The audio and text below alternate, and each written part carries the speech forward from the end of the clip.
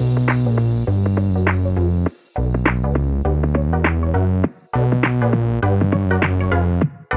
welcome everybody to another episode of Chris and Dave's Reality TV Cast. I'm one of your hosts, Chris, and my co-host and very good friend is Dave. Hey there, Chris, and hello to our listeners out there. Welcome to Chris and Dave's Reality TV Cast. We are covering Married at First Sight Australia, Season 10, Episode 30. Are you sure it's 30? It is, Dave. It's 30. Huh. For some reason, I've had a brain fart and thought it was 27 yesterday, but there you go. Episode 30. So thank you for writing that down for me. Now, Chris, where would you like to start today?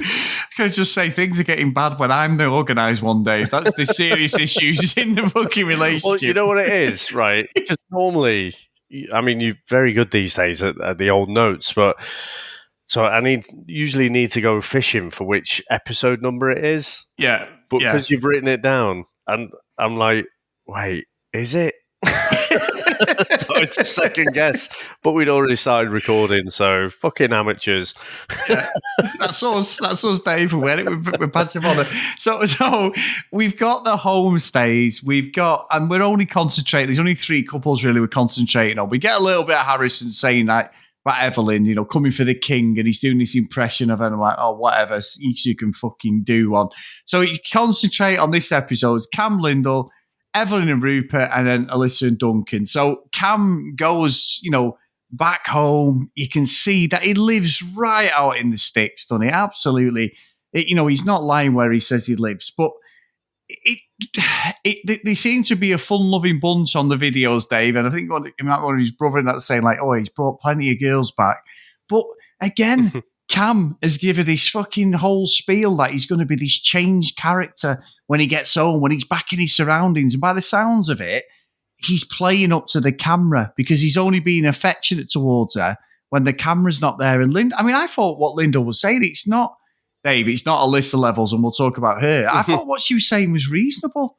She's like, what's wrong with me? Why do you not want to kiss me? And he's like, I felt under pressure when we were on our honeymoon. And I'm like, everything about this guy is just dodgy, and I cannot put my finger on what's going on.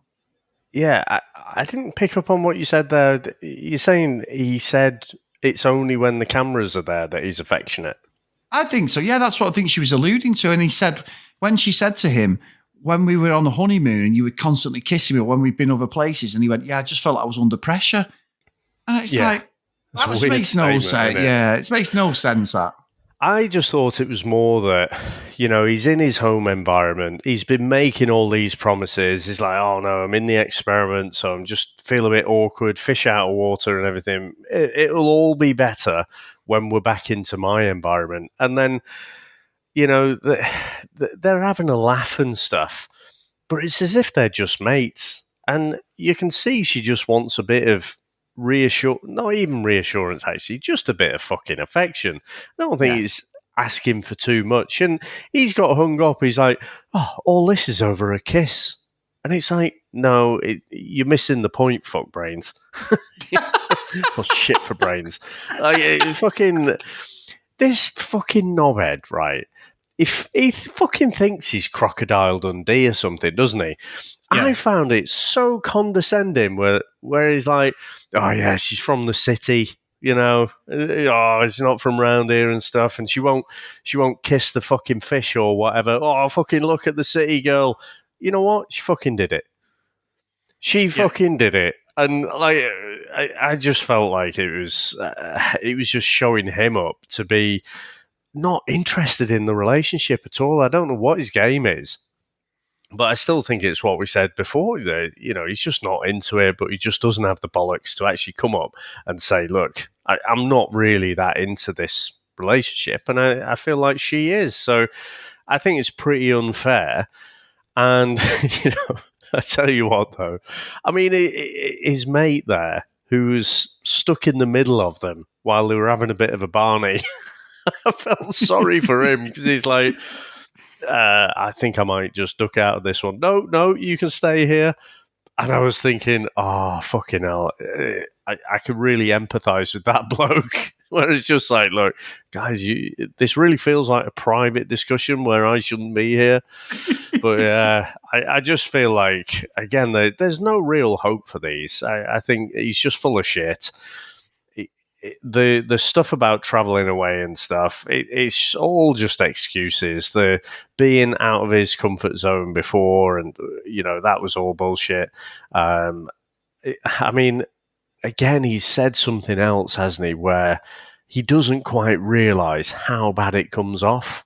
I felt under pressure under the honeymoon. So basically, I was completely fake on the honeymoon, is what he's saying there. And I think, that coupled up with the comment at the dinner party that, he'd move, he'd give up his career and move for someone he loved. I think this next one was a doozy as well. Yeah, and I think we're calling out Bronte and Harrison, but as this has gone on, Cam is playing the same game as them. He's just not a shit actor, not as bad an actor as them two, or as obvious, I think, because I'm with you. I'm just like, there's no legs in this relationship. They're not going to, if they get to the commitment ceremony, well, they put the fucking, the end ceremony and they stay together, I will be fucking amazed, Dave. Absolutely amazed. And like you say, I love the Crocodile Dundee reference because that's so true. Thinks he's some fucking big shot, doesn't he? And look, he needs somebody who lives near him by the sounds of it. And Linda's nowhere near him. He needs somebody who he sees for 4 weeks of the year, Dave. And I've got a theory at the end of the episode, Dave, and I'm going to save it. But yeah, what a complete bell end he is. Yeah. No, I think you're right. I think he is. I mean, the difference is, for me, between what Bronte and Harrison are doing and what Cam is doing is, I feel like Cam is he's wanting to be on TV for as long as he can. He's wanting that profile, and then, he can have a bit of fun after.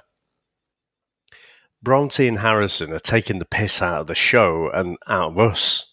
That is the difference. I think that is where they are out there on their own. But he is pretty much gaslighting Lindall, I feel like, because he's just not into it. And he keeps making all these excuses and making out like she's being unreasonable, wanting any kind of affection. What was it, a cuddle a day or something like that? And it's all just bullshit, really. It's all excuses. And I don't buy this shit that like, oh, I've never had a relationship before. I'm not having it.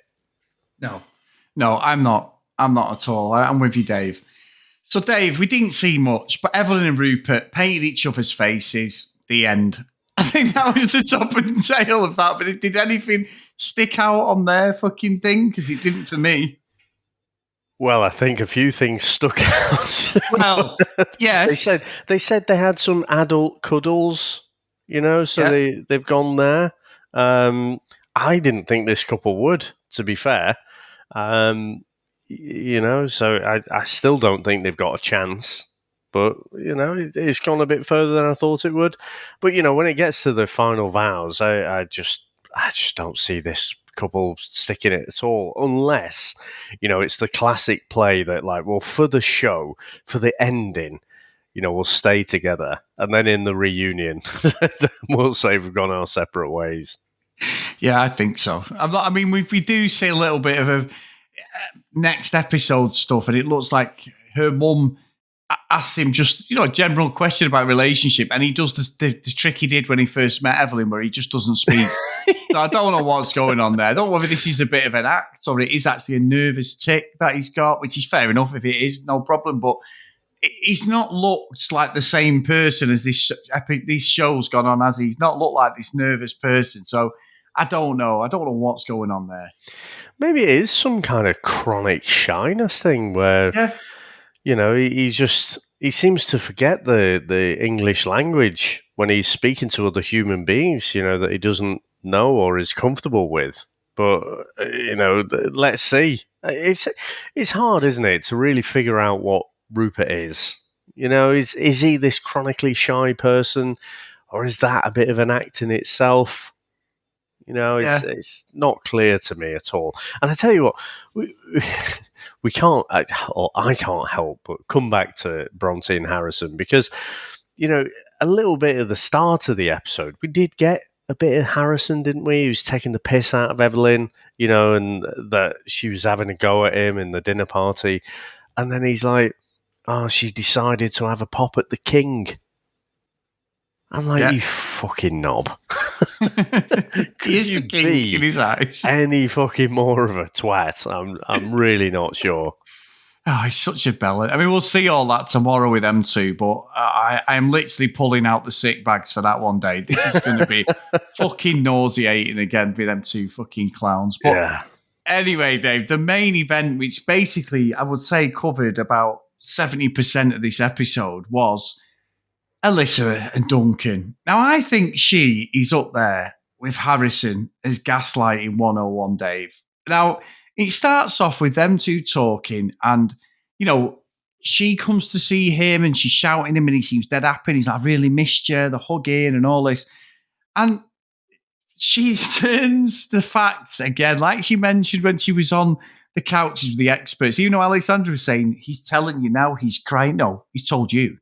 And you just knew this was going to come back, and it comes up again. And she somehow turns Duncan's vulnerability and, him being upset and crying, that it's a mistake and it's his fault, and because he hasn't told her, and it's all about how upset she is. And I'm sat there like, this is Harrison levels of manipulation. It really is, because I know it's a saying I've used a few times, Dave, but the juice ain't worth the squeeze with Alyssa. He needs to just get up and pack his bags and fuck off, because he did start pushing back on her on tonight's episode finally. And I think his sister was really good. She wasn't having any of that shit. She was telling him straight, telling her straight.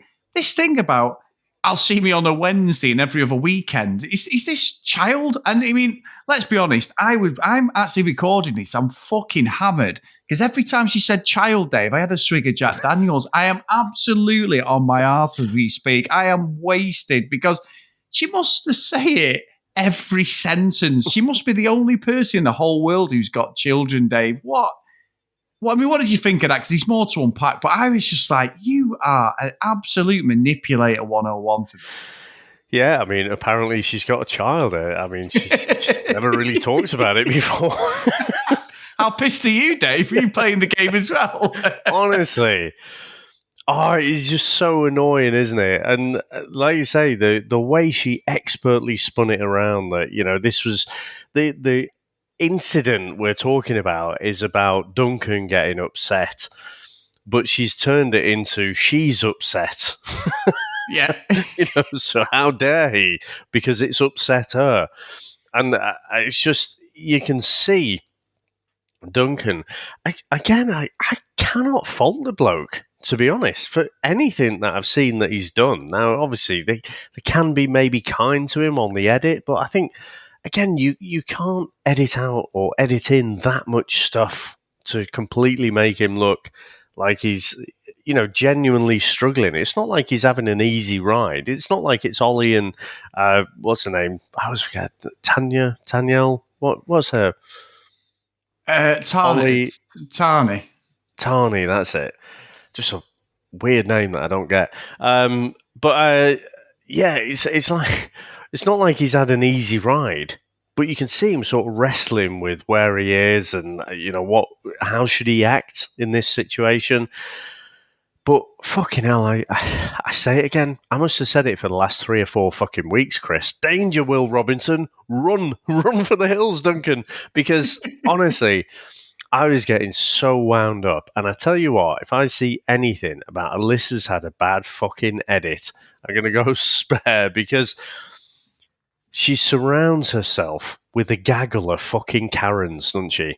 Like, all her friends are fucking knobs as well. And you can tell they all validate each other, and they've all, it's weird how they are friends, actually, because they've all only experienced, parenthood. No one else has. It's like a fucking new universe or something.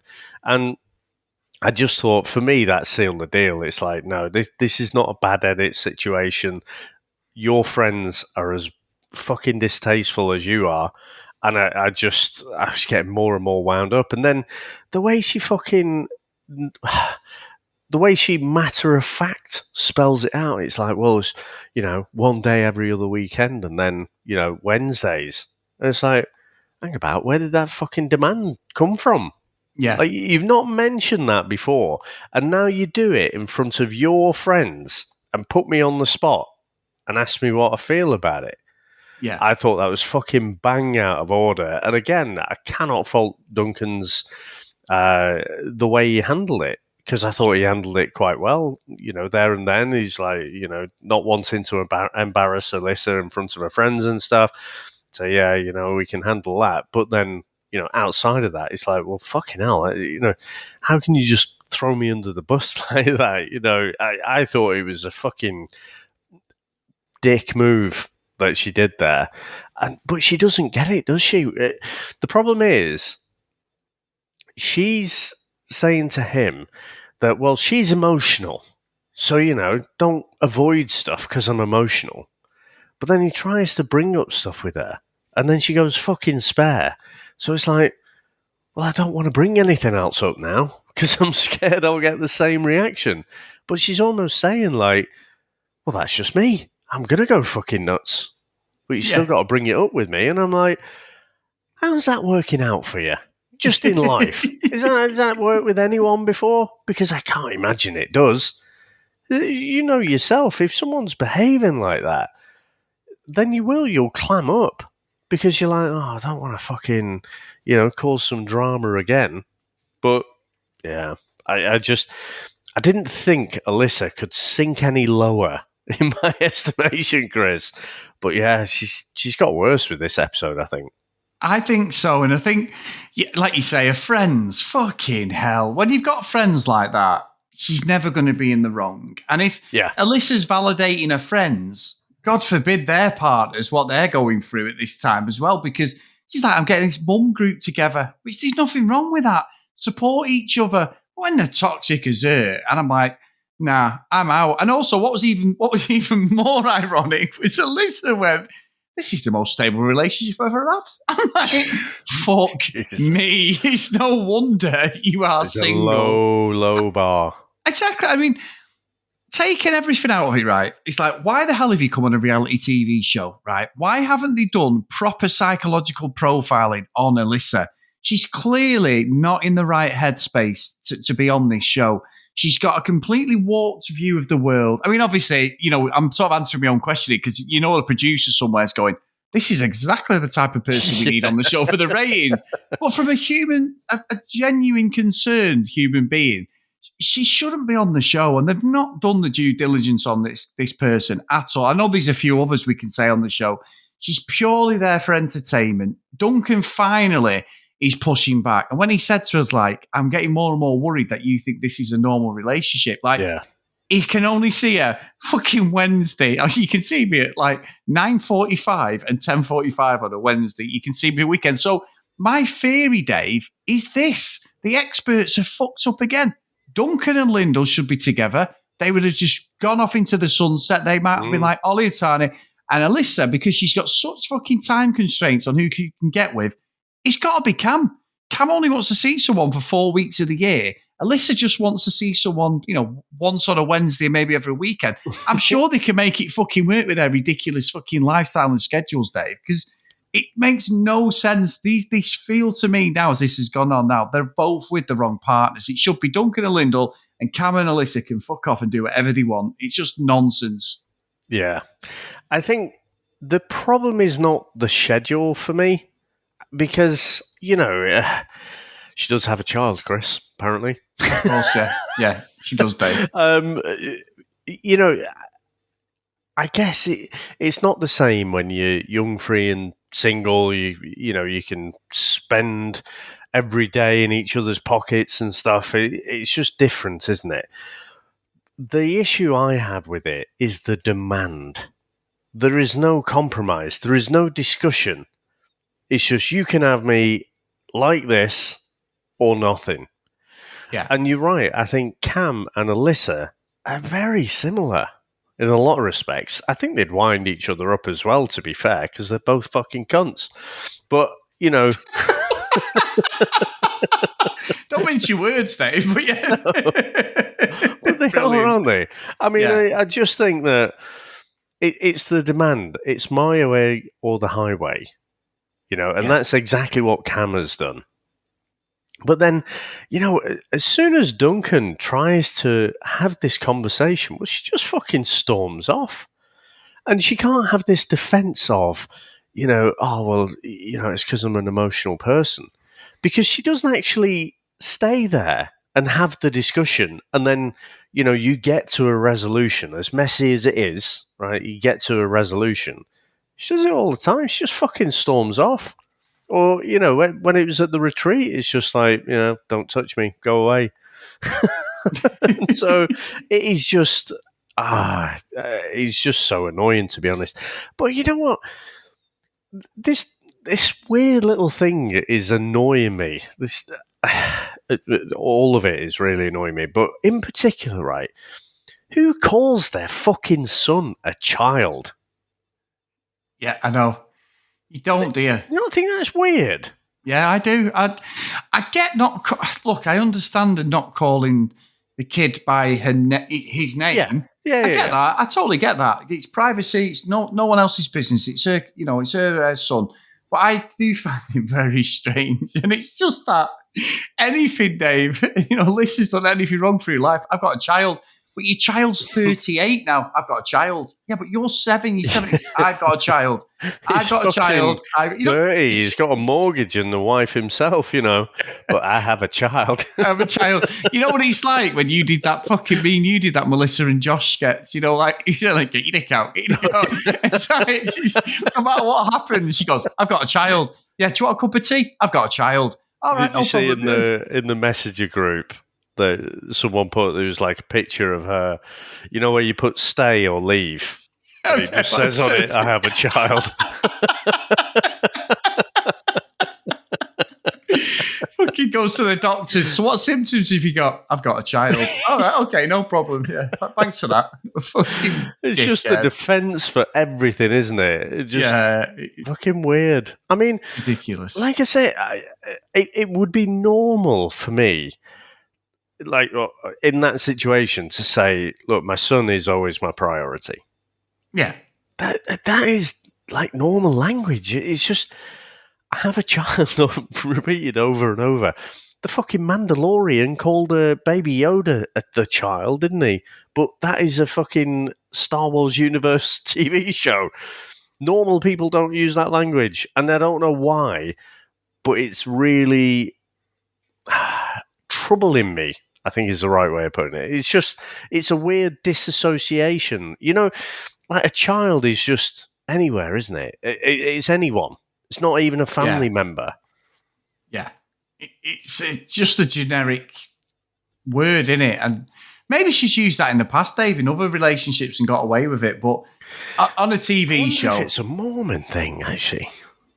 I wonder if it's something to do with that. Because it's not, is it? It's just dawned on me, right? Child could be anyone's kid, couldn't it? It's like child, kid, whatever. But, yeah, if you're talking about your son, your daughter, whatever, that feels closer, but child just feels more distant. I think that's what's troubling me about it. Yeah. It's and it sounds, to be fair, yeah. But I mean, look, we live in a completely different society, but it also seems like the father has more custody of the said child as well. I'm not commenting on the parenting skills, but it's a different dynamic with her as well. So it's obviously that time is precious for her then if she wants it. But again, why come on the fucking show then? You know what I mean? If this barrier, why have you never mentioned this to John? Or is it just simply an excuse because you don't like Duncan? I don't know. It seems really bizarre. There's a lot of holes. She's not the only contestant, but there's a lot of holes in this completely. That just don't make any sense. And I've just remembered as well. So I think it was Chloe was saying that, we were saying yesterday at the commitment ceremony, why are the experts not actually, reading her the riot act? And Chloe was saying, well, she probably just shut down or become emotional and it wouldn't result in the right outcome. But I don't think the softly stuff does either. I can't actually see what the experts could say to her that could get her to, maneuver from the position that she is right now. Yeah. To get her to see that, like, okay, but, you have decided to come on to this show. And with that, let's ignore the fact that it's drama and we love it all. But, the whole premise of the show is that you come here and you are fucking married. I know it's a fake marriage, but that's the whole point of it, that they match you with someone. So they've matched you. You actually like them. Seems like a good guy. Now it's like, well, I'll give you a bit of time, here, there, and everywhere, every other weekend and a Wednesday. Maybe it just seems bullshit to me. It's just disrespectful for her to join an experiment like this when she doesn't have room for anyone in her life. Yeah. Yeah, I think that is absolutely the perfect analysis of it, Dave. That's it. I think I genuinely think you're right. Honestly, you get a win there, Mr. Horrocks. You get a win for that one. All I'll say is, come the end of this season, Alyssa and Duncan will not be together, and Duncan will be better for it. But I think he'll be all right. Yeah, I think he's going to be fine, Dave. I think he's going to be fine. Anyway, if you want to email us, cdrealitycast@gmail.com. If you want to follow us on social media, @cdrealitycast. As always, Chris and Dave's Reality TV Cast. Get over there, guys, and come and join us on Facebook. We do appreciate everyone who's over there. And all the chat, all the episodes are linked on there if you're outside the UK as well, for Love Island and Maths as well. So thank you for sticking around and joining our community, which is great stuff. If you do want to support us, go over to patreon.com/CDRealityCast. So today's Patreon roll call of honour is Ken, Lucky Lulu Green, Lauren, Tracy, Hennessy, Susan, Dee Dee, Katie, Libby, Joanna, Noreen, Chloe, Brianna, Helen, Keith, Gillian, Zoe, Kristen, Maggie, Kate, Megan, Cassie, Fiona, Emma, Shmave, Nicola, Macy, Alex, Helen, and Larissa. So thank you so much for that absolutely amazing support as always. And we are back for another week of this nonsense, Dave. So we will see you next time. And all I'll say is bye.